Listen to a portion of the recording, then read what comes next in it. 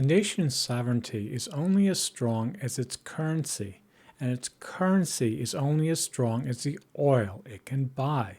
The history of global power is often told through ideology or military strategy, but the underlying reality is simpler. Whoever controls the energy controls the war. No fuel, no force.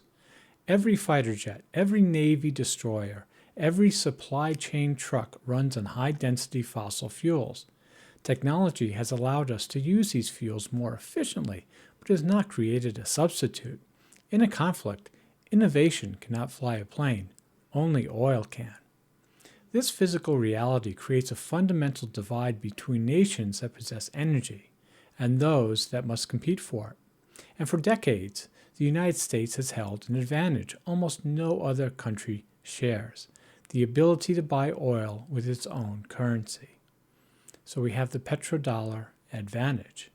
Through the petrodollar system, the U.S. established a global order where oil is priced in dollars. This means that while the UK, Europe, or Japan must trade goods and services to acquire foreign currency before they can buy fuel, the U.S. can effectively print the means to power its military. If the British pound or the euro drops in value, their military capability shrinks.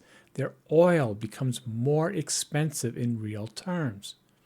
The U.S., however, can pull oil out of the ground, refine it in its own massive facilities, like those along the Gulf Coast, and put it directly into its fighter engines.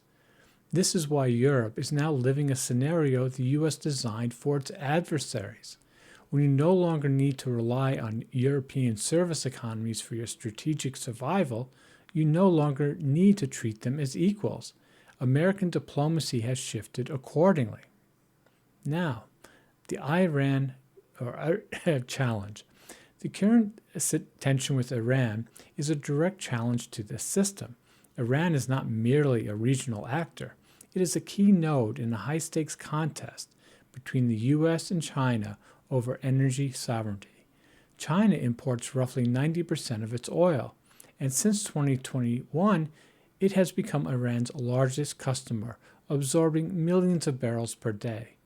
Payment is increasingly settled in yuan, not dollars. Iran provides the raw crude, China provides the refining capacity and the financial infrastructure to route around the dollar entirely. By trading directly and bypassing dollar-denominated markets, Iran strips the U.S. of its greatest economic lever. Worse, it signals to other Middle Eastern producers, Saudi Arabia, the UAE, Iraq, that there is an alternative. Once enough of them start asking whether the dollar premium is worth it, the petrodollar system begins to fracture. Even allies are exposed. Israel illustrates the vulnerability clearly. Despite being a regional leader in technology and natural gas, Israel still depends on imports for the crude oil that fuels its tanks and jets. It draws roughly 15% of its refined fuel from the UAE and the bulk of its crude from Azerbaijan, two relationships that require constant diplomatic maintenance. No energy independence means no true military independence. That dependence shapes every strategic decision Israel makes, just as it shapes every decision Europe makes. So the real war. In the current landscape, the conflict in the Middle East is not simply about borders or ideology, it is about who controls the printing press for the world's fuel. Every sanctions regime, every naval patrol in the Strait of Hormuz, every currency swap agreement between Beijing and Tehran is a move in that larger game.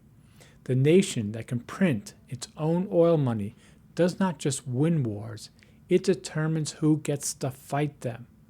Israel has no oil. If Israel can't win a war with Iran, it becomes an even more needy energy welfare state to the United States. When someone says Israel won't survive this war, they have very good reasons why that might become the case.